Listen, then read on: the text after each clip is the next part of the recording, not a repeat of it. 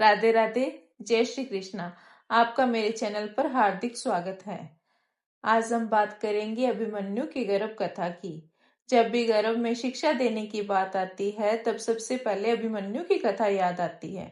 महाभारत में अभिमन्यु के शौर्य को कौन भूल सकता है।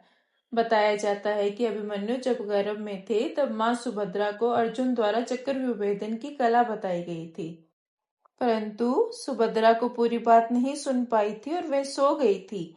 इसी कारण अभिमन्यु चक्रव्यूह का 7वां द्वारपाल पार नहीं कर पाए थे, लेकिन उनकी वीर गाथा आज भी अमर है। यह प्रसंग हमें 3 रूप की बातें सिखाता है। माँ का गर्भावस्था में सजग रहना, जागृत रहना बहुत आवश्यक है। माँ जो भी सुनती है शिशु पर उसका बहुत अधिक गहरा प्रभाव पड़ता है। शिशु को कुछ भी सिखाने के लिए हमें उसके 1 या 2 या 5 वर्ष होने का इंतजार नहीं करना होता, बल्कि शिशु सबसे ज्यादा ग्रहणशील गर्भावस्था में ही होता है। इसलिए उसी समय से उसे आप सिखाना प्रारंभ करें। माता किसी भी प्रकार का विचार करती है, कैसा भी चिंतन करती है, कैसा भी भाव रखती है, अब घर का वातावरण कैसा है, इसका भी शिशु पर बहुत अधिक गहरा प्रभाव पड़ता है। अभिमन्यु अर्जुन और सुभद्रा का पुत्र था। वह वीर तेजस्वी था। अपनी जान की परवाह न करते हुए निर्भय होकर चक्रव्यूह भेदन के लिए आगे आया। आज वीरता में सभी पांडवों ने अभिमन्यु का नाम सर्वप्रथम आता है, जबकि हम सभी ने महाभारत में देखा है कि धृतराष्ट्र किस प्रकार राजपाट के लालच में हमेशा कुंठित रहा करते थे।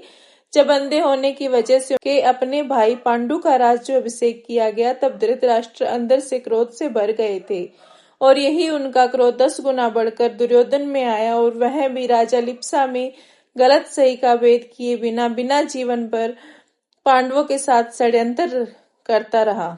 अंत में दुर्गति को प्राप्त हुआ।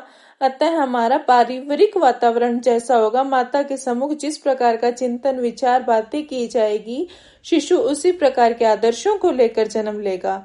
कोई भी अच्छाई हो या बुराई हो, उसमें वह हमसे 10 गुना अधिक प्रभावी होगा। इसीलिए कहा जाता है कि गर्भावस्था में माँ विशेष ध्यान दे, ज्यादा से ज्यादा प्रसन्न रहे, शांत रहे, अच्छे विचार, कहानियां, प्रेरक प्रसंग सुने और पढ़े।